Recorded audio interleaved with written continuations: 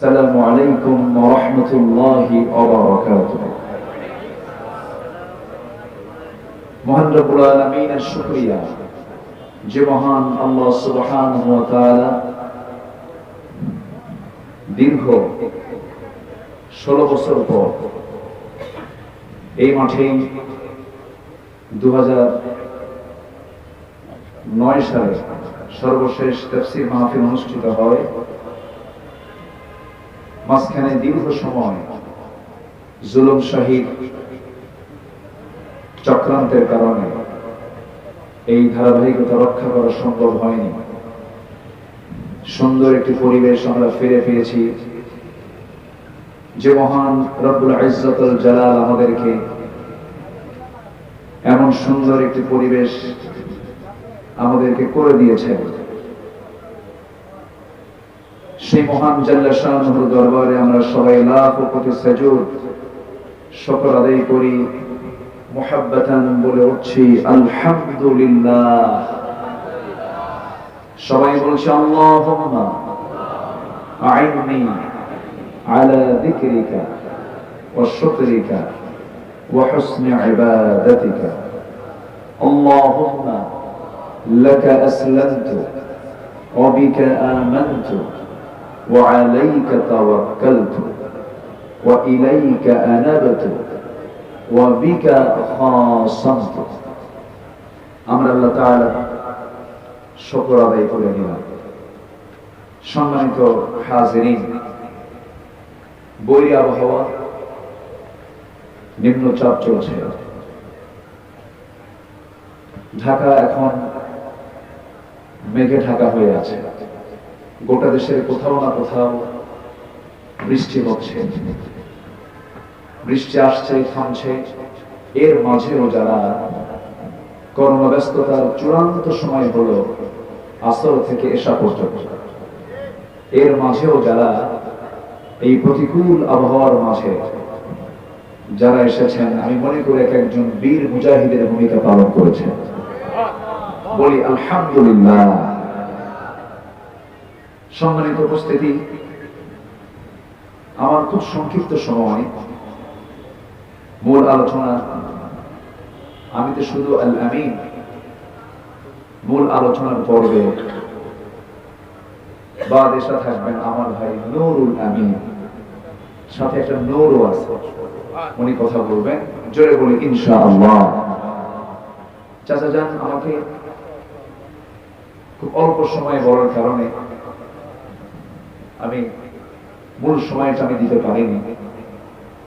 মন চাচ্ছিল যে প্রাণ খুলে লম্বা সময় আমি কথা বলি। যাই হোক, আল্লাহ তাআলা আমাকে যতটুকু তৌফিক দেবেন আমি তো ততটুকুই পারব।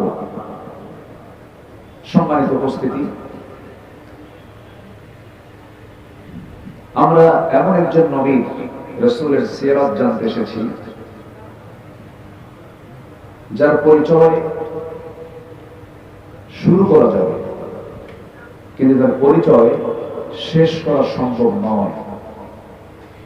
আল্লাহ তাআলা তার চারিত্রিক সনদ দিতে নিয়ে একটা আয়াত এটা কমপ্লিট বলে দিয়েছেন, ওয়া ইন্নাকা লাআলা খুলুকিন আযীম। আযীম শব্দের ব্যাখ্যা হচ্ছে যেটা তলা খুঁজে পাওয়া যায় না, এটা আযীম। সেই নবীজি এই তলাবিহীন সিরাত, যার কোনো তলা খুঁজে পাওয়া যাবে না, বিশাল সিরাত, তার জীবন থেকে, তার জীবনের গুণাবলী থেকে হালকা কিছু কথা আমি উপস্থাপন করতে চাচ্ছি। ওমা তাওফীকি ইল্লা বিল্লাহ আলাইহি তাওয়াক্কালতু ওয়া ইলাইহি মুনীব। আমি অনেক মাহফিলে কথা বলি, প্রায় 24-25 বছর হয়ে গেল, কিন্তু আজকে আমার কথা বলতে নিয়ে আমি একটু আনইজি ফিল করছি। কেন জানেন? আমার ডান পাশে যিনি বসে আছেন, আমি মাহফিলে গিয়েছিলাম, আগে সেটার নাম আগে বলা দিতে হলো মিলাদুন নবী, এখন এটা মোটামুটি সিরাতুন নবী। এই চিত্র এবার আমি দেখতে পেলাম। আমার নবীর জন্মে আমরা খুশি, ঠিক আছে, জন্ম আগে হয়েছে, মৃত্যুটা তার পরে হয়েছে। তো মৃত্যুটা কি কষ্টের নয়, বেদনার নয়? অবশ্যই বেদনা। সাহাবায়ে কেরাম যখন নবীর ইন্তেকালের খবর যখন জানতে পারলেন, এক একজন পাগলের মতো হয়ে গেল। তো মিলাদের জন্য এত পাগল আমরা। নবীজির জন্ম হয়েছে, সাহাবায়ে কেরাম যে তার মৃত্যুর সময় যে শোকাহত হয়েছিলেন, তারা যে কেঁদেছিলেন, এই বিষয়টা তো অনেকে ফরওয়ার্ডে নিয়ে আসে না। সম্মানিত হাজিরিন, আমার নবীর যেদিন ইন্তেকাল হলো, ইসলামের দ্বিতীয় খলিফা, যিনি ইসলাম গ্রহণের পূর্ব মুহূর্তে রাসূলকে মারার জন্য প্রস্তুতি নিচ্ছিলেন, সেই রাসূল ইন্তেকাল করলেন। সবচেয়ে অস্থির দেখা গেছে যে সাহাবীকে, তিনি হচ্ছেন সাইয়েদনা ওমর ফারুক রাদিয়াল্লাহু তাআলা। আমার নবী যখন ইন্তেকালের সংবাদ যখন সাহাবীদের কানে কানে চলে গেছে, সাইয়েদনা ওমর ফারুকের কানে যখন চলে গেল, তিনি তরবারি বের করলেন। তরবারি বের করে বলছেন যে আমাকে বলবে রাসূল ইন্তেকাল করেছেন, রাসূল দুনিয়া থেকে বিদায় নিয়েছেন, আমি তাকে দুনিয়া থেকে বিদায় করে দেব, তাকে কেউ থামাতে পারে না। প্রচন্ড অস্থিরতায় ভুগছিলেন। মোটামুটি 3 দিন পর্যন্ত চরম অস্থিরতা বিরাজ করছিল, তাকে কেউ থামাতে পারে নাই। সাইয়েদনা আবু বকর সিদ্দিক রাদিয়াল্লাহু তাআলা আনহু তার সামনে গিয়ে একটা আয়াত পড়লেন, ওয়ামা মুহাম্মাদুন ইল্লা রাসূল قد خلت من قبله الرسل। ওমর, তুমি কি আয়াতটা ভুলে গেছো? শুধু রাসূল নন, এর আগে যত রাসূল এসেছেন সব দুনিয়া থেকে গত হয়েছে। সাইয়েদনা বেলাল বিন রাবাহ রাদিয়াল্লাহু তাআলা আনহু নবীর ইন্তেকাল হওয়ার পর থেকে শুরু করে নিয়ে তার শোক সারা জীবনের কাটেনি। তার প্রমাণ হলো নবীর জীবদ্দশায় তিনি সারা জীবন মদিনার মসজিদে আযান দিয়েছেন। ইন্তেকালের পরে কোন সাহাবী তাকে আর মদিনার মসজিদে আযান দেওয়াতে পারেন না। জবাবে তিনি বলেছেন, সারা জীবন আমি আযান দিয়েছি রাসূলকে দেখে দেখে, জীবিত রাসূলকে দেখে আমি আযান দিয়েছি। রাসূল দেখেন কবর বসে, আমি কাকে দেখে আযান দেব? রাসূল শূন্য দুনিয়ার এই মসজিদে আমি বেলাল আর আযান দিতে পারবো না। সারা জীবন তাদের এই শোকটা ছিল। এটা হচ্ছে মুহাব্বত, এটা হচ্ছে ভালোবাসা, এটা হচ্ছে আনুগত্য। সম্মানিত উপস্থিতি, সাইয়েদনা আলীর মৃত্যুর সময় যখন তার ইন্তেকাল হবে, তার মুখ থেকে রক্ত গড়ে গড়ে পড়ছিল। সেই সময় ভালো ভালো চিকিৎসকদের পরামর্শ নেওয়া হলো, কিন্তু চিকিৎসকরা বললেন না, এই রোগ আর সারার নয়। সাইয়েদনা আলী জীবনের একটা সময়, যে কোনো একটা মুহূর্তে এত কষ্ট পেয়েছেন মানসিক ভাবে, সেটারই সিমটম হলো মৃত্যুর পূর্বে তার মুখ থেকে রক্তক্ষরণ হওয়া। যে কষ্ট তিনি পেয়েছিলেন সেই কষ্ট হলো রাসূলের মৃত্যুর দিনের কষ্টটা। সম্মানিত ভাইরা, এই পৃথিবীতে যত মানুষ এসেছে এবং আসবে, আল্লাহর নবীর পরে সবচেয়ে বেশি দামি হচ্ছেন সাহাবায়ে কেরাম। আর সাহাবায়ে কেরামদের দাম, সম্মান, মর্যাদা বৃদ্ধির যতগুলো দিক আছে, এর মধ্যে 1 নম্বর অন্যতম কারণ হলো রাসূলকে তারা সত্যিই জীবনের চাইতে বেশি ভালোবেসেছে। সিরাতের মাসে এই শিক্ষাটা সাহাবীদের কাছ থেকে নেবার দরকার আমাদের আছে না নাই? আসতে বলবেন না, আছে না নাই? সম্মানিত ভাইরা, রাসূলুল্লাহর জীবন থেকে আমাদের কিছু শিক্ষণীয়, কিছু করণীয় দিক আমরা আজকে শিখে যাব। জোরে বলি ইনশাআল্লাহ। আল্লাহ তাআলা রাসূলকে এই পৃথিবীর সকল মানুষের চাইতে কম সম্মান দিয়েছেন না বেশি সম্মান দিয়েছেন? বেশি সম্মান দিয়েছেন। আমি যেখান থেকে একটু কথা বলতে চাচ্ছি, যে আয়াতকে সামনে রেখে আল্লাহ তাআলা তার রাসূলকে ডাক দিচ্ছেন এবং তার পরিচয় এখানে সংক্ষিপ্ত হবে তুলে ধরছেন। পরিচয় তুলে ধরছেন কে? আসতে বলবেন না, তিনি কে? আল্লাহ তাআলা। আল্লাহ রাব্বুল আলামিন বলেন, ইয়া আইয়ুহান নাবিয়্যু ইন্না আরসালনাকা শাহিদান ওয়া মুবাশশিরান ওয়া নাযীরান ওয়া দা'iয়ান ইলা আল্লাহি বিইذনিহি ওয়া সিরাজান মুনীরা। জোরে বলুন আল্লাহু আকবার। সূরাতুল আহজাব আয়াত নম্বর 45 এবং 46। আল্লাহ রাব্বুল আলামিন তার রাসূলকে ডাক দিচ্ছেন সম্মানসূচক শব্দ প্রয়োগ করে। আল্লাহ ডাক দিয়েছেন প্রথম মানুষ আদমকে, ইয়া আদামু উসকুন আনতা ওয়া যাওজুকাল জান্নাহ। ডাক দিয়েছেন ইয়া ইয়াহইয়া খুযিল কিতাবা বিকুওয়া। ডাক দিয়েছেন ওয়া মা তিলকা বিয়ামিনিকা ইয়া মূসা। আল্লাহ রাব্বুল আলামিন অনেক পয়গম্বরকে নাম ধরে ডাক দিয়েছেন, হরফে নিদা প্রয়োগ করে ডাক দিয়েছেন, সম্বোধনসূচক শব্দ প্রয়োগ করে ডাক দিয়েছেন। কিন্তু যে কোরআন নবীর উপরে নাজিল করা হলো যে নবীর উপরে, সে আল্লাহ রাব্বুল আলামিন সেই নবীকে গোটা কোরআনে একটাবারও তার নামটা ধরে ডাকেন নাই। আমার বন্ধুগণ, রাসূলকে ডাক দিয়েছেন কেমন করে? ইয়া আইয়ুহাল মুযাম্মিলু কুমিল লাইলা ইল্লা কালিলান নিসফাহু আও ইনকুস মিনহু কালিলা আও জিদ আলাইহি ওয়া রাত্তিলিল কুরআনা তারতিলা। জোরে বলুন আল্লাহু আকবার। আরেক জায়গায় বলছেন ইয়া আইয়ুহাল মুদ্দাসসির কুম ফাআনযির ওয়া রাব্বাকা ফাকাব্বির ওয়া সিয়াবাকা ফাতাহহির ওয়ার রুজজা ফাহজুর। আল্লাহ রাব্বুল আলামিন আরেক জায়গায় বলছেন ইয়া আইয়ুহান নাবিয়্যু জাহিদিল কুফফার والمنافقين واغلظ عليهم ومأواهم جهنم। আল্লাহ রাব্বুল আলামিন আরেক জায়গায় বলছেন ইয়া আইয়ুহার রাসূল বাল্লিগ মা উনজিলা ইলাইক। আল্লাহ রাব্বুল আলামিন রাসূল সম্বোধন করেছেন, নবী সম্বোধন করেছেন, মুদ্দাসসির সম্বোধন করেছেন, মুজাম্মিল সম্বোধন করেছেন, কিন্তু একটা বার সরাসরি আল্লাহ তার রাসূলের নাম নেন নাই। জোরে বলুন আল্লাহু আকবার।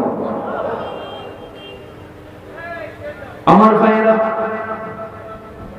আল্লাহ রাব্বুল আলামিন এক জায়গায় ইসমুহু আহমদ বলেছেন, আরেক জায়গায় বলছেন মুহাম্মাদুর রাসূলুল্লাহি ওয়াল্লাযীনা মাআহু আশিদ্দাউ আলাল কুফফারি রুহামাউ বাইনাহুম তারাহুম রুকআন সুজদান ইয়াবতাগুনা ফাদলান মিনাল্লাহি ওয়া রিদওয়ানা سيماهم في وجوههم من أثر السجود। جلبون الله أكبر।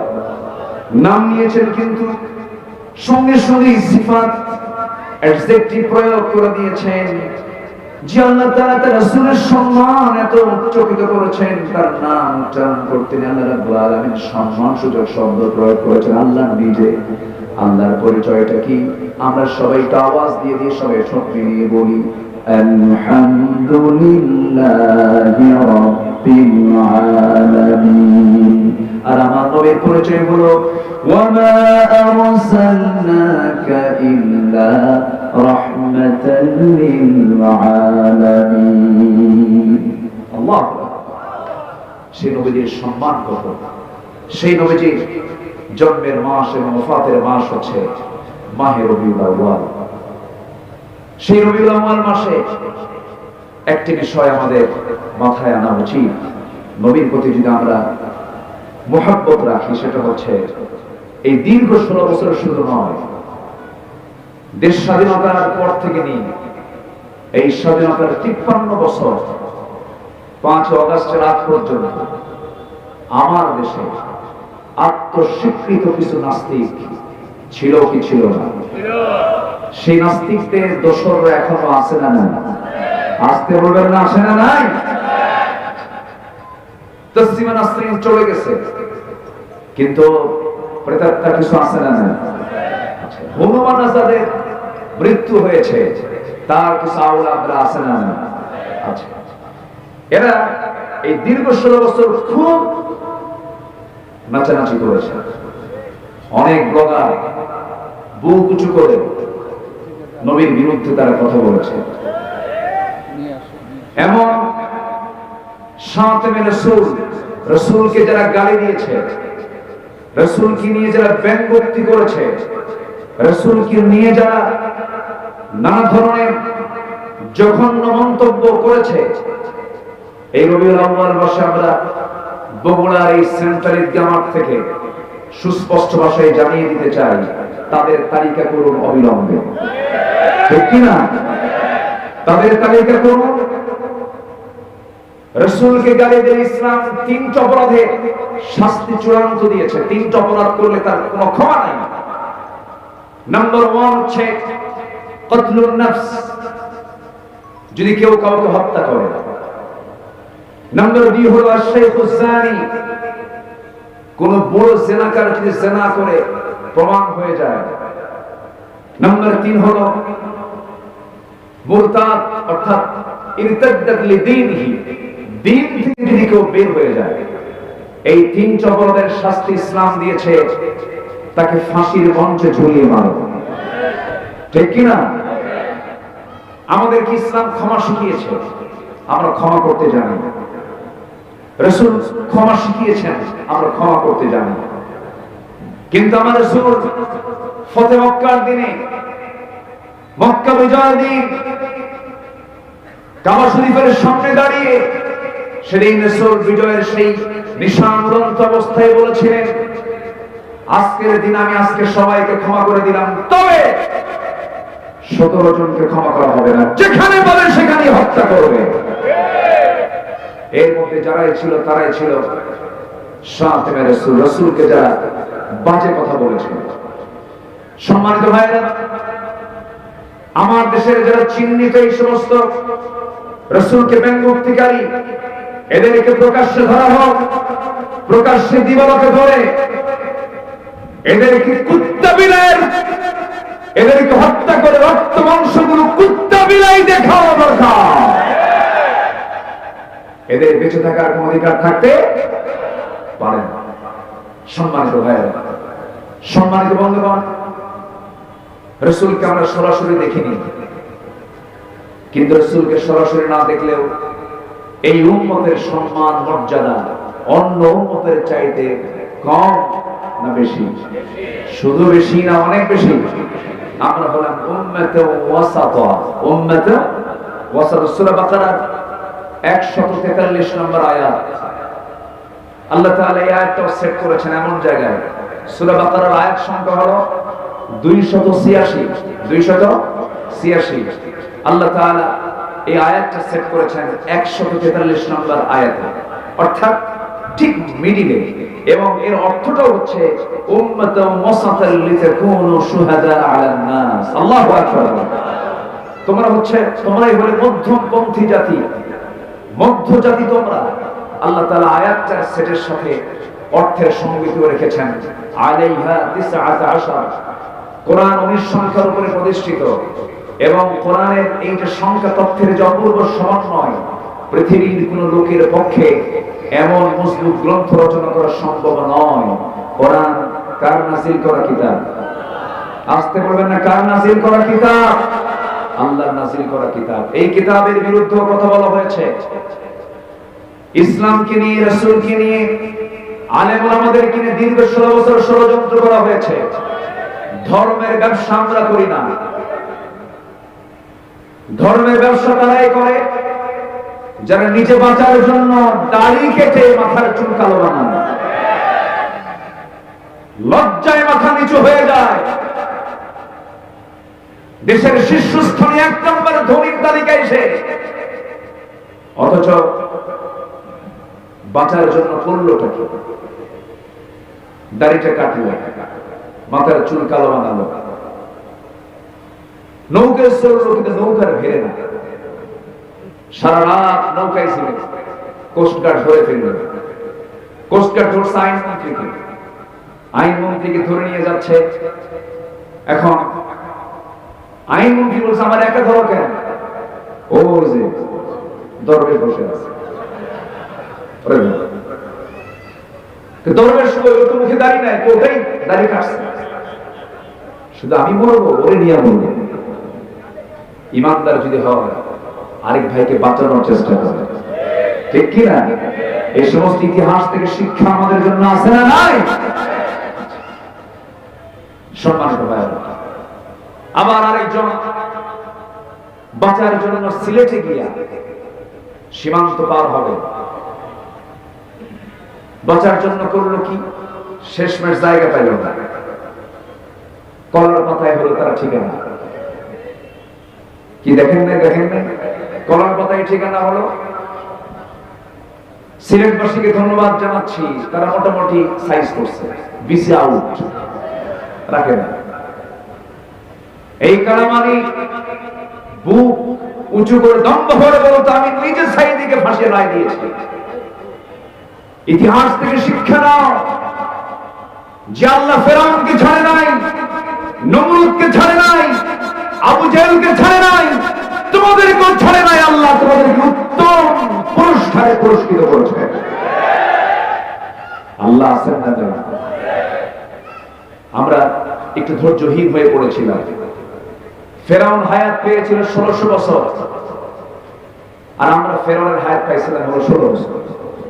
কয় বছর? আমাদের ফেরাউনের টাইম ডিউরেশন কত? 16 বছর। আর মুসা কওমের ওই উম্মতের জন্য ফেরাউন পেয়েছিল হায়াত কত বছর? 1600 বছর। 1600 বছর আর 16 বছর। সম্মানিত ভাইয়েরা, আমরা সহজেই পেয়েছি একটা সুন্দর পরিবেশ। বলি আলহামদুলিল্লাহ, জোরে বলি আলহামদুলিল্লাহ। সম্মানিত ভাইয়েরা, আমাদেরকে কাজ করতে হবে। পেয়েছি সময়, এই সময়টাকে কাজে লাগানোর দরকার আছে না? পৃথিবীতে মূল্যবান জিনিস হলো দ্য টাইম, সময়। আল্লাহ রাব্বুল আলামিন বলেন الذي خلق الموت والحياة ليبلوكم أيكم أحسن عملا وهو العزيز الغفور جل الله أكبر। তিনি সেই মহান সত্তা যিনি মৃত্যু এবং জীবন সৃষ্টি করেছেন যেন তিনি বুঝিয়ে দিতে পারেন তোমাদের মধ্যে কোন কোন বান্দাগুলো ভালো আমল করে যেতে পারে। ভালো আমলের জন্যই তো আমরা আসছি। কোন লোকটা শ্রেষ্ঠ? আল্লাহ রাব্বুল আলামিন জবাব দিচ্ছেন, যারা পারেন ছোট বেরিয়ে বলুন আমার মুখের আপনার মুখের আয়াত, ঘরের আয়াত, কোন আয়াত? এই আয়াতগুলো প্রত্যেকটা মুসলমানের মুখস্থ থাকা উচিত। সবাই বলুন ওয়ামান আহসানু কাওলাম মিম্মান দাআ ইলাল্লাহ ওয়া আমিলা সালিহান ওয়া ক্বালা ইন্নানি মিনাল মুসলিমিন।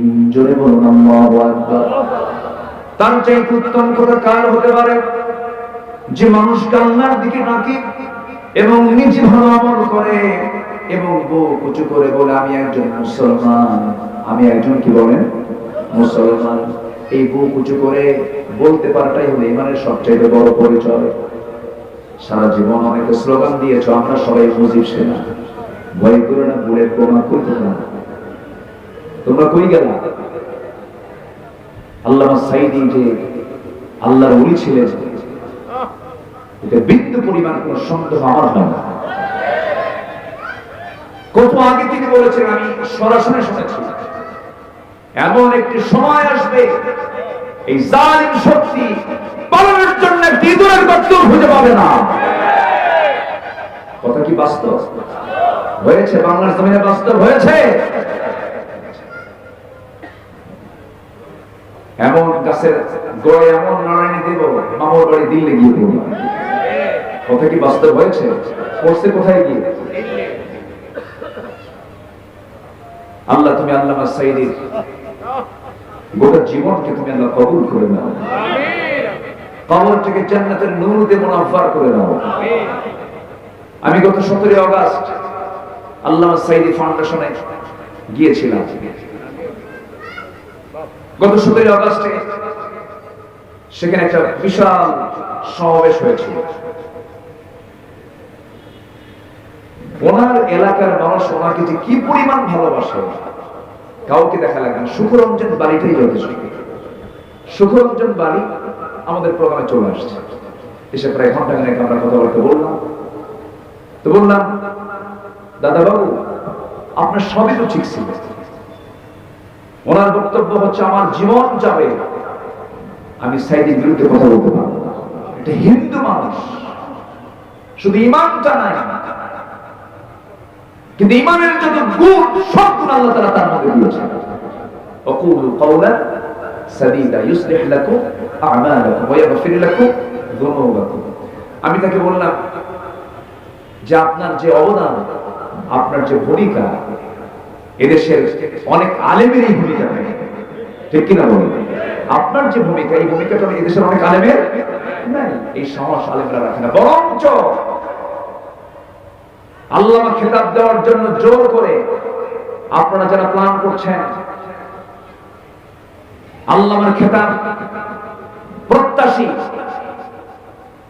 যে লোকটা গণজাগরণ মঞ্চে গিয়ে বুক উঁচু করে বলল আমি আমার জীবনের শ্রেষ্ঠ কাজ করতে পেরেছি গণজাগরণ মঞ্চে এসে, সেই লোকটাকে আপনারা প্রমোট করতে চান।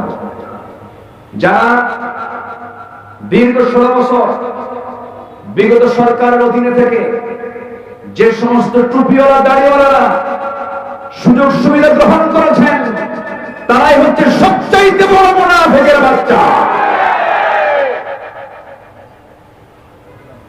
আমরা ক্ষমা করতে জানি, ফতুয়ার বিষ বাষ্প ছড়াবেন না। এই আন্দোলন, এই ত্যাগ, এই কোরবানি সাধারণ ছাত্র ছাত্রীদের কোরবানি। এটা সম্মানিত বন্ধুগণ, এই রক্তকে আমাদের কাজে লাগানোর দরকার আছে না নাই? আসতে পারবেন না, আছে না নাই?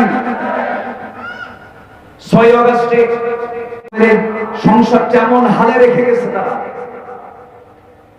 এই সংসারের ঋণ হলো 18 লক্ষ কোটি টাকা। তোর মধ্যে ওরা নিজেরাই সাগর চুরি করে নিয়ে গেছে 11 লক্ষ কোটি টাকা। ওদের মুখে দেশপ্রেম বানায় না, ওরা হচ্ছে দেশের সবচাইতে বড় দুশমন, দুশমন, দুশমন। সম্মানিত ভাইরা, এই জন্য সবার কাছে আমার উদাত্ত আহ্বান, সকল নেতার পথ ছেড়ে দিয়ে আমরা একজন নেতার পথ ধরব। তিনি অন্য কেউ নন, যাকে নির্বাচিত করেছেন তিনি কে? আসতে বলেন, তিনি কে? আল্লাহ তাআলা। তিনি হচ্ছেন আমাদের প্রাণ প্রিয় নেতা, আমাদের আদর্শ উসওয়ায়ে হাসানা, রাহমাতুল আলাম রাসূল আকরাম জনাবে মুহাম্মদুর রাসূলুল্লাহ সাল্লাল্লাহু আলাইহি ওয়াসাল্লাম। তার জীবন থেকে মুমিনদের জন্য কিছু করণীয় আছে 15টা। কয়টা বলেন তো? কোরআনকে সামনে রেখে আমি এই নোটটা করার চেষ্টা করেছি। 15টা অনুকরণীয় আদর্শ যদি আমাদের জীবনে বাস্তবায়িত হয়ে যায়, আশা করা যায় আমরা জান্নাত পাবো। জোরে বলি ইনশাআল্লাহ। সবাই জান্নাতে যেতে চান না? সবাই জান্নাতে যেতে চান তো? কয় নম্বরে জান্নাতে? বলেন কয় নাম্বার? 1 নাম্বার। 1 নাম্বার জান্নাত তো বহু বড়। সর্বনিম্ন যে জান্নাতটা, সেই জান্নাতের এরিয়া হবে 10টা পৃথিবীর মতো একটা জান্নাত। জোরে বলে সুবহানাল্লাহ। 10টা পৃথিবীর মতো একটা জান্নাত, সর্বনিম্ন জান্নাত থেকে এই জান্নাত দেওয়া হবে। শুধু 7 দিনে একদিন জুমার নামাজ পড়ে। আমার দেশে 7 দিনে একদিন মুসল্লি বেশি না প্রতিদিন মুসল্লি বেশি? 7 দিনে একদিন। দুঃখজনক বিষয়গুলো 18 কোটি মুসলমান বাংলার জমিনে, কিন্তু ফজরের মুসল্লির দিকে যদি আমরা তাকাই, নিজের গ্রামের দিকেও যদি তাকাই, 4.5 লাখ মসজিদের দিকে যদি তাকাই, মসজিদের আবাদ হয়েছে, কিন্তু সেই আবাদটা হলো মসজিদ সুন্দর হয়েছে কিন্তু মুসল্লি সুন্দর হয় নাই। মসজিদগুলো পাকা পাকা হয়েছে, ঈমান কাঁচা হয়ে গেছে। এই যে সামনে পূজা আসবে, পূজার মধ্যে কিছু যুবক চলে যাবে, পূজার মণ্ডপে যাবে, সেখানে গিয়ে নারিকেলের নাড়ু খাবে। এমন বুজুর্গ আমার দেশে আছে না? আমি পূজা মণ্ডপের বিরোধিতা করছি না। পৃথিবীতে একটা ধর্মই, যে ধর্মের সকল ধর্মের মানুষ নিরাপদ, সে ধর্মের নাম হলো ইসলাম। ঠিক কিনা বলেন? পৃথিবীতে একটা দিন যেটা আল্লাহর পক্ষ থেকে মনোনীত, ইসলাম। ইসলামই পারে সকল ধর্মের স্বাধীনতা সম্মান অক্ষুণ্ণ রাখতে। আল্লাহু আকবার। লাকুম দীনুকুম লা ইকরাহা ফিদ্দীন। কিন্তু প্রশ্ন হলো, মন্দির আমরা পাহারা দেব, মুসলমানের দায়িত্ব আছে। অন্য ধর্মের সংখ্যালঘু মুসলমানদের সংখ্যালঘু বলবো না, ওরা আমাদের ভাই, আলহামদুলিল্লাহ। আমার দেশের নাগরিক তারা, ওদেরকে সিকিউরিটি দেওয়ার দায়িত্ব ইসলাম আমাদেরকে দিয়েছে। কিন্তু এর মানে আপনি যেতে পারবেন না, কারণ তাদের একটা ধর্মীয় কাজ। এই দিকে লক্ষ্য করে বিশ্বদ্রষ্টা কবিগুরু ডক্টর আল্লামা ইকবাল বলেছেন, শিকওয়া জবাবে শিকওয়ার মধ্যে তিনি বলেছেন, উनको तहजीब ने हर बंद से आजाद किया, लाके काबे से सनम खाने में आबाद किया। নব্য যুগের সভ্যতা মোহে কেটে ফেললে সব বাঁধন, মসজিদ ছেড়ে মন্দিরে গিয়া বাসা বেঁধেছো হায় এখন। বিজাতীয় কোন সংস্কৃতি লালন করা যাবে না, সিরাতেও থাকা যাবে না, সুরতেও থাকা যাবে না। ম্যাক্সিমাম যুবকদের আজকে মাথার চুল থেকে শুরু করে নিয়ে পার দিকে তাকায় দেখবেন, কোনটাই কিন্তু ঠিক নাই। মাথার চুলগুলো, দুই সাইডের চুলগুলো কেটে চামড়া বের করা, পিছনের চুলগুলো কেটে চামড়া বের করা, মাথার উপরে একদম গোল কইরা সেন্ট মার্টিন দ্বীপ আছে না? যখন বলা হয় যুবক তুমি ডিজাইনটা পাইলা কই, কে মেসি, তুমি কে? আমি নেইমার, তুমি কে? কুত্তা। জোরে কর নাউযুবিল্লাহ। আচ্ছা, গায়ের শার্টটা এটাও ছোট, পরনে যে পাজামা প্যান্ট, সেই প্যান্টটাও পরার কোনো সাইজ বাইজ নাই। নতুন প্যান্ট কিনে আনে হাঁটু ফাটা, আছে না? হাঁটু ফাটা প্যান্ট, মানে খেয়ে ফেলছে, মনে হয় ইঁদুর মনে হয় খাইছে। হাঁটু ফাটা প্যান্ট, হাঁটু ফাটা প্যান্ট। প্যান্টটা পরে হলো শুধু নাভির নিচে না আরো নিচে? বলেন, নাভির নিচে না আরো নিচে? এত নিচে পড়ে সীমান্ত বড়, যে কোনো মুহূর্তে অঘটন করতে পারে। অনেকদিন আগে মসজিদে ঢুকছে নামাজ পড়তে, এক ছেলে দেখি দেখি এরকম সাদা প্যান্ট পরে নামাজে দাঁড়াইছে। পিছনে যে প্রথমে তো মসজিদে ঢুকে 2 রাকাত নামাজ পড়তে হয়, এই সুন্নাহ আমরা মানবো, জোরে বলি ইনশাআল্লাহ। খুতবা হোক, যেটাই হোক না কেন, মসজিদে ঢুকি কয় রাকাত নামাজ? 2 রাকাত নামাজ পড়েছেন মুহাম্মদ সাল্লাল্লাহু। লাল বাতি জ্বলাকালীন অবস্থা এগুলো দেখার দরকার নেই, সুন্নাহ আমরা আগে মানবো, জোরে বলি ইনশাআল্লাহ। তো আমি ওর নামাজ, ওর পোশাক দেখে ভাবলাম একটু নামাজটা পড়ে ধরি, নামাজটা আগে দেখি। তো শার্ট ওই রকম মার্কা, প্যান্ট ওই রকম মার্কা। রুকুতে যখন গেল, রুকুর ঠেলায় থেকে শার্ট উপরে, প্যান্ট নিচের দিকে, মাঝখানে নাই। তো ভাবলাম এই তো রুকু, দেখে সেজদায় কি হয় দেখি। সেজদায় যখন গেছে তখন দেখি প্যান্ট খুলে আন্ডার প্যান্ট বেরোচ্ছে। বলেন তো এটা কি উম্মতে মুহাম্মাদের কোন পোশাকের চিত্র হতে পারে? আসতে বলেন না, হতে পারে? রবিউল আউয়ালের এই মাসে যুবক শ্রেণীদেরকে বলতে চাই, তোমার সূরাত এবং সিরাত হতে হবে একজন ব্যক্তির, তিনি হচ্ছেন মুহাম্মদ সাল্লাল্লাহু আলাইহি ওয়াসাল্লাম। প্রত্যেক মসজিদে,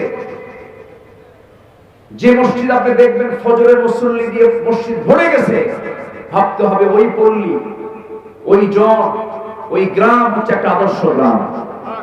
আমাদের এই চিন্তা মাথায় রেখে কাজ করার দরকার আছে না নেই? আমার বন্ধুগণ, বৈরী আবহাওয়ার মাঝে অনেকে এসেছেন। খুব অল্প সময়ে আমার নবীজি জীবন থেকে মুমিনদের জন্য অনুকরণীয়, অনুসরণীয় 15টা আদর্শ আমি সংক্ষিপ্ত করে উপস্থাপন করার চেষ্টা করছি। নাম্বার 1, আমরা যখন দাওয়াতটা দিতে যাব, নবীজির মতো দাওয়াত দেব, ভুল করে না প্রজ্ঞার সাথে, প্রজ্ঞার সাথে ভুল করে নয়, অনুত্তম পন্থায় না উত্তম পন্থায় দাওয়াত দিতে হবে। এবং রাসূলকে আল্লাহ তাআলা স্পেশালি রাসূলকে এক বচন শব্দ প্রয়োগ করে শুধু রাসূল কি বলছেন, কি সুন্দর করে বলছেন। সূরা নাহলের 125 নম্বর আয়াত আল্লাহ রাব্বুল আলামিন বলেন, উদউ ইলা সাবিলি রাব্বিকা বিল হিকমাতি ওয়াল মাউইযাতিল হাসানাহ ওয়াজাদিলহুম বিল্লাতী হিয়া আহসান ইন্না রাব্বাকা হুয়া আ'লামু ضل عن سبيله وهو أعلم بالمهتدين জোরে বলুন আল্লাহু আকবার। নবী আপনি দাওয়াত দিবেন প্রজ্ঞার সাথে, যোগ্যতার সাথে, প্ল্যান করে দাওয়াত দিবেন, দাওয়াতি কাজটা করবেন অত্যন্ত সাহসিকতা নিয়ে, প্রজ্ঞা নিয়ে এবং উত্তম পন্থায়, এবং ফয়সালা করবেন ইহসানের সাথে, উত্তম পন্থা এটাকে আপনি ফেস করবেন। নাম্বার 2 হলো, আমার নবীর সারা জীবনের গুরুত্বপূর্ণ একটা গুণ ছিল, সেটা হলো তিনি ভীরু ছিলেন না সাহসী ছিলেন। বলুন, সাহসী ছিলেন। শুধু সাহসী না, বিশাল সাহসী, বড় সাহসী মানুষ ছিলেন। আল্লাহ রাব্বুল আলামিন তার ব্যাপারে এক বছর শব্দ প্রয়োগ করে এক জায়গায় বলছেন, সূরা হিজর আয়াত নাম্বার 94, ফাসদা বিমা তু'মার وأعرض عن المشركين জোরে বলুন আল্লাহু আকবার। হে রাসূল, আপনি প্রকাশ্যে শুনিয়ে দেন যা আপনাকে আদেশ করা হয়েছে, মুশরিকদেরকে পরোয়া করবেন না, মুশরিকদেরকে পাত্তা দিবেন না, বরং জাহিলিল কুফার ওয়াল মুনাফিকিন, আপনি কাফেরদেরকে, মুনাফিকদের বিরুদ্ধে জিহাদ করবেন, সাথে মুশরিকদেরকে আপনি পাত্তা দিবেন না, শিরকের বিরুদ্ধে কথা বলবেন আপনি, এবং দোয়া করবেন। আমি আল্লাহ আপনাকে দোয়া শিখিয়ে দিচ্ছি। আল্লাহ তাআলা রাসূলকে দোয়া করতে বলেছেন। কোন দোয়া? সবাই আমার সঙ্গে ঠোঁট মিলিয়ে বলুন, রব্বানা আফরিজ আলাইনা সাদরান ওয়া সাব্বিত আকদামানা ফানসুরনা আলাল কওমিল কাফিরিন জোরে বলুন আল্লাহু আকবার। নাম্বার 3 হলো, তিনি ছিলেন ধৈর্যের পিরামিড। এত পরিমাণ ধৈর্য আল্লাহ রাব্বুল আলামিন তাকে দান করেছেন। নূহ আলাইহিস সালাতু ওয়াস সালাম আল্লাহর কাছে বিচার চেয়েছেন তার উম্মতের কাছে। মূসা আলাইহিস সালাতু ওয়াস সালাম আল্লাহর কাছে বিচার চেয়েছেন তার উম্মতের, আল্লাহর কাছে বিচার চেয়েছেন তার উম্মতের জন্য। এরকম করে সব নবী উম্মতের প্রতি মোটামুটি ম্যাক্সিমাম নবী খেপে গেছেন, লেগে গেছেন। কিন্তু আমার নবীজি তায়েফবাসীকে প্রতিশোধ নিয়েছেন না ক্ষমা করে দিয়েছেন? আস্তে কথা, ক্ষমা করে দিয়েছেন। কারণ আল্লাহ রাব্বুল আলামিন এক জায়গায় বলছেন, ওয়াল কাযিমিনাল গায়য ওয়াল আফিনা আনিন নাস ওয়াল্লাহু ইউহিব্বুল মুহসিনিন জোরে বলুন আল্লাহু আকবার। যারা ক্রোধকে সংবরণ করবে এবং মানুষকে যারা মাফ করে দেবে, আল্লাহ তাআলা সেই সমস্ত মুহসিন বান্দাদেরকে দারুণ ভালোবাসেন। আমার নবীজি যতগুলো গুণ ছিল এর মধ্যে সবচেয়ে বড় গুণ হলো ধৈর্য। এই ধৈর্যের মানসিকতা একজন ইমানদারের জীবনে সবার আগে থাকতে হবে। পরিবারেও ধৈর্য লাগে, সমাজেও ধৈর্য লাগে, নেতৃত্ব ধৈর্য লাগে, প্রত্যেকটা কাজে, ব্যবসা বাণিজ্য ধৈর্য লাগে, চাকরিতে ধৈর্য লাগে, সব জায়গায় সবকিছু আগে না ধৈর্য আগে? ধৈর্য আগে দরকার। فاصبر كما صبر أولو العزم من الرسل ولا تستعجل لهم সূরা কাহফের 35 নম্বর আয়াতে আল্লাহ রাব্বুল আলামিন বলেছেন, হে রাসূলুল্লাহ, আপনি ধৈর্য ধারণ করুন যেমন ধৈর্য ধারণ করেছিলেন গৃহপ্রতিজ্ঞ রাসূলরা। আপনার আগের যারা রাসূল তারা ধৈর্য ধরেছেন। আপনি তাড়াহুড়ো করবেন না, বিজয় তো আমি আল্লাহ নিজে আপনার হাতে উঠায় দেব। বলুন সুবহানাল্লাহ। আলা ইন্না নাসরাল্লাহি কি বাঈদ না করিব, বাঈদ না করিব, করিব। বাঈদ বলেননি, করিব বলেছেন। করিবটা কি বলে? খুব নিকটে, খুব নিকটে। ইসমে ফাইলে মুবালাগা, সবচেয়ে বেশি নিকটবর্তীকে করিব বলা হয়। আল্লাহ রাব্বুল আলামিন এই যে বিজয়টা দিয়েছেন, এই বিজয়টা দিয়েছেন একমাত্র, কেবলমাত্র, শুধুমাত্র তিনি কে? জোরে বলেন, তিনি কে? ওই যুবকদের সিনা থেকে ভয়টা দূর করে দিয়েছেন তিনি কে? আল্লাহ তাআলা। স্বরাষ্ট্রমন্ত্রীকে পুলিশ অফিসারে দেখায়, স্যার একটা করে গুলি করি, একটা মরে, আর বাকিগুলো দৌড়ায় না, বাকিগুলো আরো আগায় আসে। ইল্লা তানফিরু ইউআযিবুকুম আযাবান আলীমান ওয়া ইস্তাবদিল কওমান গায়রাকুম ওয়া লা তাদুররুহু শাইআ। পালায় নাই আলেমরা, পালায় নাই দেশের জাতি, পালায় নাই আমাদের সন্তান ছাত্ররা, সবাই ঝাঁপিয়ে পড়েছিল। বিজয় নিয়েছেন কে? সম্মানিত ভাইরা, সেই বিজয়কে প্রকৃতি বিজয়ের রূপ দেওয়ার জন্য আমাদের সামনে আরো কিছু কাজ আছে। এর মধ্যে অন্যতম কাজ হলো এই জমিনটাতে যে আইন কায়েম করতে হবে, যে বিধান কায়েম করতে হবে, সেই বিধানটা কার বিধান? আসতে বলবেন না, কার বিধান? এই জমিন আল্লাহর বিধান কায়েমের জন্য আল্লাহর সঙ্গে আমাদের কন্ট্রাক্ট হলো, আমরা আল্লাহর কাছে জান এবং মাল দেব, আল্লাহ আমাকে আপনাকে জান্নাত দিবেন। আমাদের সামনে এই বাকি কাজ পূরণ করার জন্য সবাইকে আল্লাহর জমিনে দিন কায়েমের জন্য জান মাল কুরবান দিতে রাজি আছেন? রাজি আছেন? কোন কোন ভাইরা দুহাত উঁচু করে আল্লাহকে সাক্ষী রেখে দেখায়?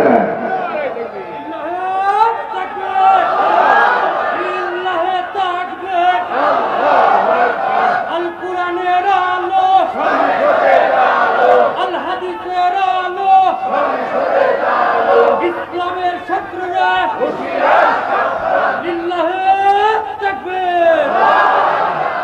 আল্লাহ কবুল করুন, জোরে বলি আমিন। আমার সময় শেষের দিকে, আর একটু সময় আমি পেয়েছি। সময় লাগবে? আরো সময় লাগবে? সবাই শুনতে রাজি আছেন? এই বছর না সামনে বছর? এবছর বলি আলহামদুলিল্লাহ।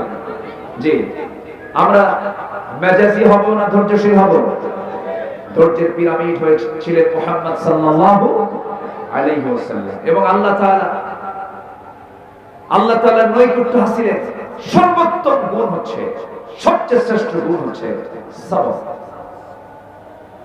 সম্মানিত ভাইরা, নাম্বার 4 যেটা আমি এই আয়াতে উল্লেখ করেছি এর আগে, আমার নবীজি সবচেয়ে বড় অনুকরণীয় দিক হলো রাসূল ছিলেন সুমহান চরিত্র অধিকারী। অতএব সেই চরিত্র আমরা লালন করব, জোরে বলি ইনশাআল্লাহ। নাম্বার 5, নিজ পরিবারের প্রতি দায়িত্বশীলতা সবচেয়ে বেশি পালন করেছেন এই গুণটা মুহাম্মদ সাল্লাল্লাহু আলাইহি ওয়াসাল্লাম। তার মেয়ে কয়জন ছিল? আমার নবীর মেয়ে কয়জন? 4 জন মেয়ে। সর্বকনিষ্ঠা হলেন ফাতিমা রাদিয়াল্লাহু তাআলা আনহা। আমার নবীজি মেয়েকে বিয়ে দিয়েছেন, কিন্তু মেয়েকে না দেখে থাকতে পারতেন না। দেখেন পরিবারের প্রতি কি টান। আমার দেশে কিছু মেয়ের বাপ আছে, বিয়ে দেওয়ার পরে কয় যুগ যে যায় নাই মেয়ের বাড়ি, এমন বাবার রেকর্ড আছে না? ভুলে যায়। কিন্তু আমার নবীজি মেয়েকে বিয়ে দিয়েছেন। সিরাত গ্রন্থে পাওয়া যায় তার গোটা জীবনের রেকর্ড, বিয়ে দেওয়ার পরেও তিনি বড় জোর 3 দিন পার করেছেন, এমন রেকর্ড। মাঝে মাঝে রাসূল বলতেন, ফাতিমাকে না দেখলে আমি অস্থির হয়ে যাই। পরিবারের প্রতি তিনি যথেষ্ট যত্নশীল ছিলেন। আমার নবীজি একদিন ফাতিমা রাদিয়াল্লাহু আনহা অপ্রয়োজনীয় কথা দূর থেকে শুনতে পেলেন। নবীজি দৌড় মেরে চলে আসলেন এসে বলছেন, ফাতিমা তুমি আমার দেহের টুকরা, কলিজার টুকরা, আমি তোমাকে দারুণ ভালোবাসি, তুমি আমাকে দারুণ মহব্বত করো। আমি বাবা, তুমি আমার মেয়ে, কিন্তু তোমার অপ্রয়োজনীয় একটা কথা আমার কানে পৌঁছে গেছে। এমন অপ্রয়োজনীয় কথা যদি আমার কানে না গিয়ে পরপুরুষের কানে চলে যেত, তোমার পর্দার একটু খেলাপ হয়ে যেত। ফাতিমা রাদিয়াল্লাহু আনহা বলেন, ইয়া আব্বাজান, আর কোনদিন এমন অপ্রয়োজনীয় কোনো কথা পরপুরুষের কানে চলে যাবে না। মেয়েদের কথার মধ্যেও পরপুরুষের জন্য আকর্ষণ আছে না নাই? আসতে বলবেন না, আছে না নাই? অপ্রয়োজনীয় কথাও মেয়েদের বলা জায়েজ নাই। ওয়াকুলনা কাওলান মা'রুফা। এবং রাসূল এক জায়গায় বলে দিয়েছেন, যখন তোমরা পরপুরুষের সঙ্গে কথা বলবে, কথার সৌন্দর্য নষ্ট করার জন্য মুখের মধ্যে নখ ঢুকায়া কথা বলবে, যেন তারা তোমাকে অসুস্থ মনে করে, রোগী মনে করে। নবীজি পরিবারের প্রতি যত্নশীল ছিলেন, মেয়েদেরকে খুব মহব্বত করতেন।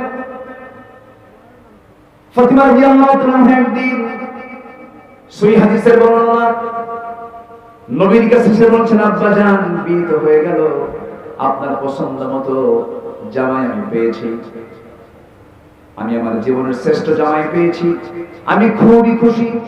কিন্তু আব্বাজান আমার স্বামীর ঘর তো নাই, ঘরটা কাঁচা, মেঝেটাও কাঁচা, আপনি যদি আমার জন্য একটু কাজের মানুষ দিতেন, খাদেমা দিতেন, খুব ভালো হতো। আমার নবীজি বললেন, ফাতিমা তুমি আমাকে যে কাজের জন্য আমাকে এই মুহূর্তে বললে, আমার মন চাচ্ছে আমি তোমার জন্য একজন খাদেমার ব্যবস্থা করে দেই। কিন্তু তুমি কি কোনোদিন দেখেছো আমার জুতা কেউ হাতে বহন করে না, আমার কাপড় কেউ ধৌত করে না? আমি আমার সারা জীবনের সমস্ত নিজের কাজগুলো নিজেই করেছি, নিজের ঘরটা পর্যন্ত নিজে ঝাড়া দেই। আমার নবীজি নিজের কাপড়টাও নিজে সেলাই দিতে, ছেড়ে যেত, সুই দিয়ে সেলাই করতে। তোমার পিতা মুহাম্মদ সাল্লাল্লাহু আলাইহি সাল্লাম যদি নবীর আসন থেকে নিজের কাজ নিজেই সম্পূর্ণ করে, তুমি আমার মেয়ে, তুমি আমার কলিজার টুকরা মেয়ে ফাতিমা, ওরে আমার মেয়ে ফাতিমা, কাজের মানুষের কোনো প্রয়োজন নাই। দুনিয়াতে যদি কিছু পেতে চাও পাবে, কিন্তু দুনিয়াতে যদি একটু ছেড়ে দাও, আখিরাতটা বেশি পেয়ে যাবে। ওরে ফাতিমা, আমি তোমাকে একটা আমল শেখায় দিচ্ছি, আজকের দিন থেকে তুমি একটা আমল করবে। সুবহানাল্লাহ, আলহামদুলিল্লাহ, আল্লাহু আকবার 33 বার করে সকাল সন্ধ্যা পড়বে। এই আমলটা যদি করতে পারো, আল্লাহ রাব্বুল আলামিন তোমার সমস্ত কাজের জিম্মাদার নিজে হয়ে যাবে। এই আমল নিয়ে চলে গেলেন স্বামীর ঘরে। সাইয়েদনা আলীর কাছে কথা যখন কানে চলে গেল, সিফফিন যুদ্ধের সময় যে যুদ্ধটা ছিল সবচেয়ে কণ্টকাকীর্ণ যুদ্ধ, নিজেদের মধ্যে যুদ্ধ ছিল, দ্বন্দ্ব ছিল, যে সিফফিন যুদ্ধে আম্মার বিন ইয়াসির রাদিয়াল্লাহু আনহু শাহাদাত বরণ করেছেন, ওই কণ্টকাকীর্ণ দিনেও সাইয়েদনা আলী সকাল সন্ধ্যার আমলটা তিনি করতে বলেন নাই।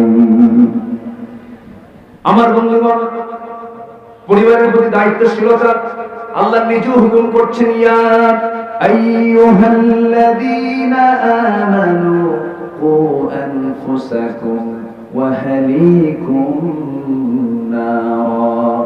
সূরা তাহরীম 6 নম্বর আয়াত। আল্লাহ নিজে বলছেন, তুমি নিজে বাঁচো, তোমার পরিবারকে বাঁচাও, জাহান্নাম থেকে বাঁচাও।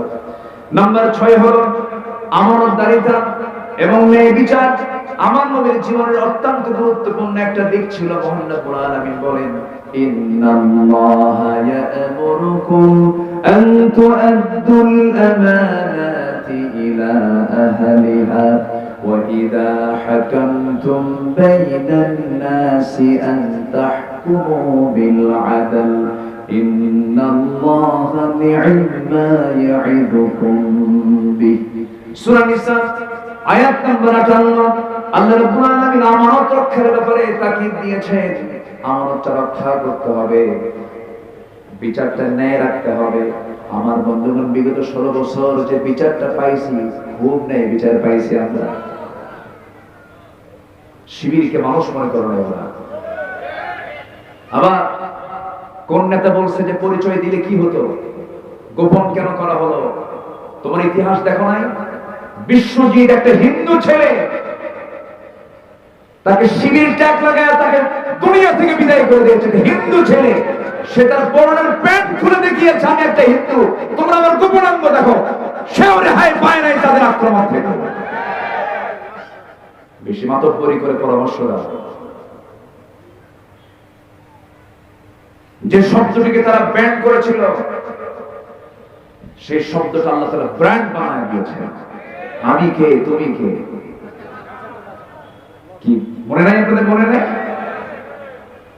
সম্মানিত ভাইরা, আল্লাহ ধরেন না, সহজে ধরেন না, ধরলে আল্লাহ ছাড়েন না। কখনো ভাবে নাই, ফেরাউনও ভাবছিল যে আমাকে এই দুনিয়ায় চুমু খেয়ে করতে হবে।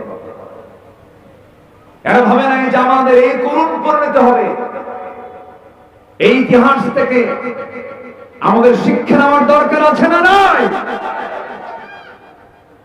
আল্লাহ তাআলা শিক্ষা নেওয়ার তৌফিক দান করুন, জোরে বলি আমিন।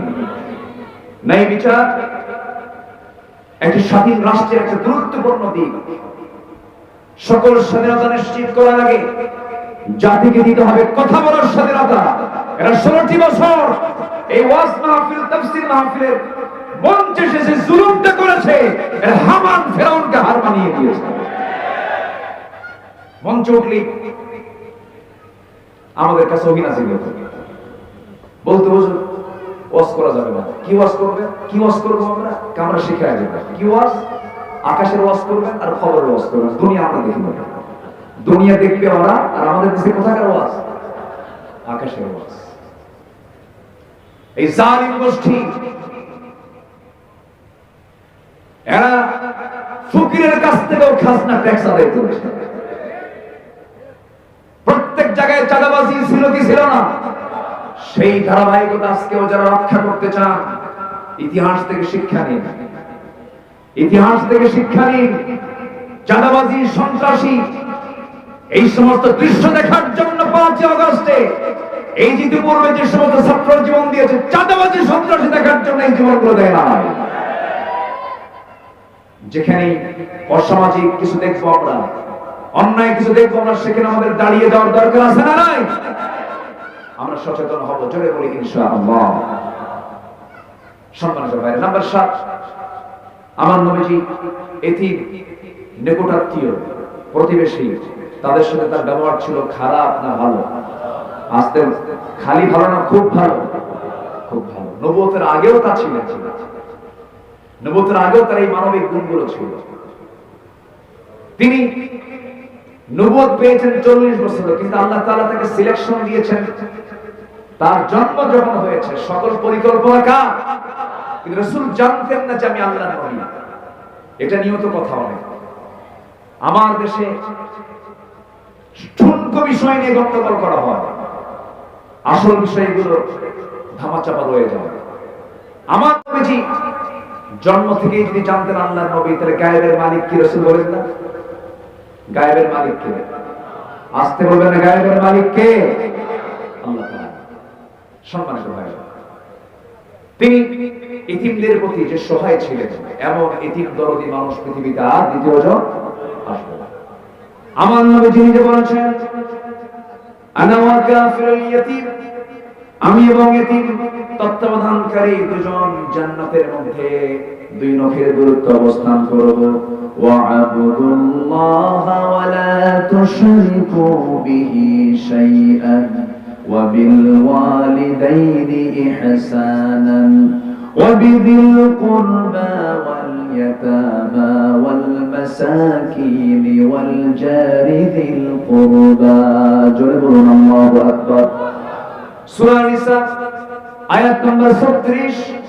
আল্লাহ আল্লাহর হকের পাশাপাশি বান্দার হকের কথা বলেছেন, পিতামাতার হকের কথা বলেছেন। আমার নবী তার বাস্তব রূপ ছিলেন তিনি। নাম্বার 8 হলো আল্লাহর বিধানের উপরে তিনি শর্তহীন আনুগত্য আল্লাহ তাআলা করতে বলেছেন। তার মধ্যে এই গুণটা ছিল, ওয়া মা কানা লিমুমিনিন ওয়ালা মুমিনাতিন ইযা কাদাল্লাহু ওয়া রাসূলুহু আমরান আন ইয়াকুনা লাহুমুল খিয়ারাতু মিন আমরিহিম ওয়া মান ইয়াসিল্লাহা ওয়া রাসূলুহু ফাকাদ দাল্লা দালালান মুবিনা। জোরে বলুন আল্লাহু আকবার। যা আদেশ করা হয়েছে কোন শর্ত দেওয়া যাবে না। আল্লাহ কেন এই আইনটা দিলেন, এটা আমার পছন্দ হয় না, এই জাতীয় কথা বললে তার ঈমান আছে না গেছে? ঈমান চলে গেছে। সূরা হাজারের 36 নম্বর আয়াতে আল্লাহ তাআলা তা ক্লিয়ার করে বলে দিয়েছেন। নাম্বার 9 হলো আল্লাহর জন্য দিনের কাজে কঠিন পরিস্থিতিতে সবর ধরা। আল্লাহ রাব্বুল আলামিন বলেছেন, ফাসবির আলা মা ইয়াকুলুন ওয়াসাব্বিহ বিহামদি রাব্বিকা ক্বাবলা তুলুইশ শামসি ওয়া ক্বাবলা গুরুবিহা। জোরে বলি আল্লাহু আকবার। আল্লাহর জন্য দিনের কাজে সকল পরিস্থিতিতে সবর ধরা, এটা নবীর জীবনে বাস্তব ছিল। মক্কার মাটি, তায়েফের মাটি, উহুদ যুদ্ধের মাটি, খন্দকের ময়দান, আমার নবীর কি কণ্ঠকীর্ণ ময়দান ছিল। আমার নবী খন্দকের প্রান্তরে একদিন নয়, দুদিন নয়, 3 দিন নয়, 4 দিন যাবত না খাওয়া ছিলেন। আমার নবীজি পরীকে খনন করতে গিয়ে কুড়াল মারতে মারতে এত অসুস্থ হয়ে পড়েছিলেন যে নবীজির কোমরটা কুঁজো হয়ে গিয়েছিল। নবীজির মৃত্যুর পূর্বে, আমার নবীজির মৃত্যুর পূর্ব সময় পর্যন্ত নবীজির কোমর সোজা করে দাঁড়াতে পারেন নাই। আমার নবীজির উহুদে গেছে দাঁত, খন্দকে গেছে কোমর। দিন কায়েমের জন্য যদি নবীজির দাঁত ভাঙতে হয়, দিন কায়েমের জন্য যদি কোমরটা কুঁজো, কোমরটা যদি ভাঙতে হয়, সেই দিন কায়েমের জন্য আমাদের জানমাল দেওয়ার দরকার আছে না নাই? এক্ষেত্রে আমরা ধৈর্যের পিরামিড হব। জোরে বলি ইনশাআল্লাহ। সকল পরিস্থিতিতে আমরা সাবির হব। আল্লাহ তাআলা সেই তৌফিক সবাইকে দান করুন। জোরে বলি আল্লাহুম্মা আমিন। সম্মানিত ভাইরা, সময় তো আমি আর কাফার করতে পারলাম না। আযান দিচ্ছে, একজন আযানের জবাব দেন, সবার পক্ষ থেকে আযানের জবাব দিয়ে দেন। এরপরে নাম্বার 10 হচ্ছে ঈমানের প্রথম অবিচল থাকা। ফাস্তাকিম কামা উমিরতা, আল্লাহর প্রতি তাওয়াক্কুল রাখো। ওয়া তাওয়াক্কাল আলাল্লাহ ওয়া কাফা বিল্লাহি ওয়াকিলা। নাম্বার 12 হচ্ছে কাজে কর্মে পরামর্শ করো। ওয়াশাবিরহুম ফিল আমর ফাইদা আযামতা ফাতাওয়াক্কাল আলাল্লাহ। 13 নম্বর হচ্ছে বিনয়, বিনম্র স্বভাব এবং ক্ষমাশীলতা। ফাবিমা রাহমাতিন মিনাল্লাহি লিনতা লাহুম ولو كنت فظا غليظ القلب لانفضوا من حولك فاعف عنهم واستغفر لهم وشاورهم في الامر فاذا عزمت فتوكل على الله। আচ্ছা, কুফরের প্রতি নাম্বার 13 হলো কঠোরতা। আলাইহি ওয়াসাল্লাম। নাম্বার 15 মুমিনের প্রতি আমরা রহমতের হব। এই 15টা নবীজির জীবন থেকে অনুকরণীয় গুণগুলো আল্লাহ তাআলা আমাদের সবার জীবনে বাস্তবায়ন করার তৌফিক দান করুন। প্রযুক্তির কল্যাণে এই কথাগুলো যারা এই অনলাইনের মধ্য দিয়ে বিশ্ব ছড়িয়ে দিচ্ছেন, আমরা তাদের জন্য দোয়া করি। আল্লাহ তুমি তাদের খেদমতকে কবুল করো। আজকের এই বৈরী আবহাওয়ার মাঝে আমি মনে করি যারা এসেছেন এক একজন বীর মুজাহিদের ভূমিকা পালন করেছেন। বাকি এসার পর যে আলোচনা মাহফিল হবে, যে তাফসীর মাহফিল হবে, আমরা সবাই থাকবো না ইনশাআল্লাহ? এই মাহফিলকে সফল করতে যদি প্রয়োজনে বৃষ্টিও যদি নামে আল্লাহ না করুন, আমরা মাহফিলের শেষ সময় পর্যন্ত থাকবো। আল্লাহ তাআলা সবাইকে শেষ মোনাজাত পর্যন্ত থাকার তৌফিক দান করুন।